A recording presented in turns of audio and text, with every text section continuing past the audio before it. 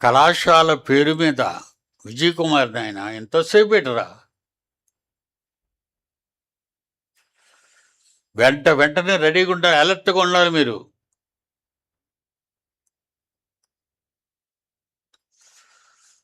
ఇప్పుడు ఎలాగుందో తెలుసా, మన రాష్ట్రపతిలాగా ఉంది.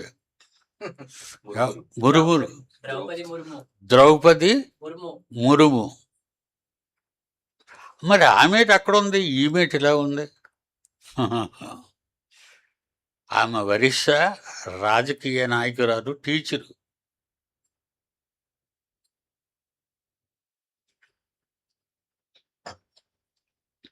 ఆమెకు ఆ పదవి ఎందుకు ఇచ్చారో తెలుసా? త్యాగశీలి. ఆమె మురుమురు త్యాగశీలి.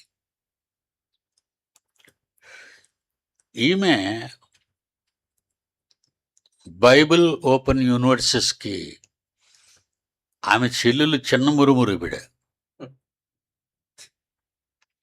ప్రస్తుతం ఈవిడ అవసరత ఏంటో తెలుసా?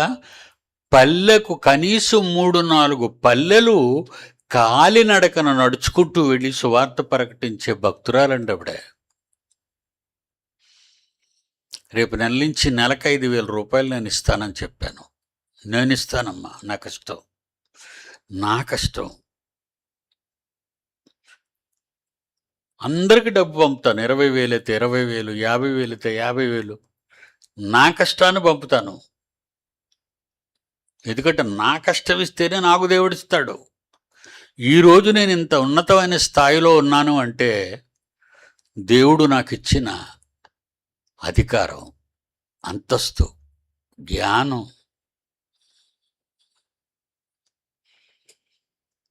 ఈమెకి ఒక పాత స్కూటీ అయినా పర్వాలేదు, కొత్తది కొనండి అని నేను అంటం లేదు. నా పిల్లలు ఎంతైనా ఇస్తారు, సమర్థులు. తండ్రి అడిగితే, నేను అడిగితే, ఎవరి గురించి అయినా చెప్తే మాత్రం లక్షలు, భోజనానికి 60 లక్షలు ఇస్తున్నారంటే నా పిల్లలు. ఈమె బండికి 2 లక్షలు. లేదా మీ దగ్గర పాతది కండిషన్లో ఉన్న ఏ స్కూటీ ఉన్నా ఆమె అడ్రస్ అంతా ఉంది దాని మీద, ఆమెకి ఇవ్వండి. దేవుని కోసం తిరుగుతుంది. పాస్టర్లు పిలిచి ఆవిడ మాట్లాడుతుంది చూడండి. అక్కడున్న లోకల్ పాస్టర్లని అదిగోండి, ఆమె పోడియం దగ్గర నిలబడింది చూడండి. వీళ్ళందరూ దైవ సేవకులు. వీళ్ళందరూ ఎవరు? దైవ సేవకులు. దైవ సేవకులు నిలబెట్టి పోడియం ముందు నిలబడి ఒక స్త్రీగా మహాజ్ఞానాన్ని ప్రకటించగలిగిన సత్తా చెయ్యెత్తి ఆమెను చూస్తున్నారు ఫోటోలో మీరు. ఈమెకు సాయపడరా?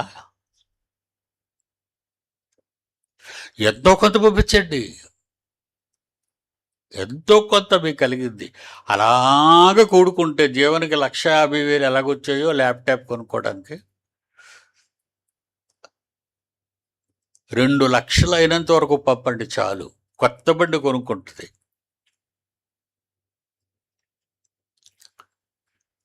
దేవుని పిల్లలారా, నా పిల్లలైన వారందరికీ ప్రపంచవ్యాప్తంగా ఒకటే నేర్పించాను: ఇవ్వటం, 2 కష్టపడడం,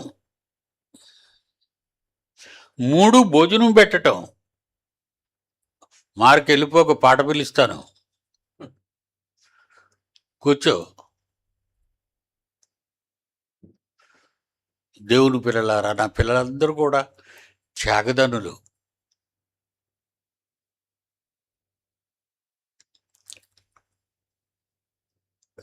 నాలాంటి సంఘమే, నా దగ్గరున్న మీలాంటి వాళ్లే. అపోస్తలుడైన పౌలుకి ఎన్నో సంఘాలున్నా ఫిలిప్పి సంఘం అని ఒకటి ఉంది. దాని గురించి ఆయన ఏమన్నాడో ఒకే ఒక మాట చదువుకొని మార్కొచ్చి తొందరగా పాట పాడేయాలి. అర్థమైంది కదా?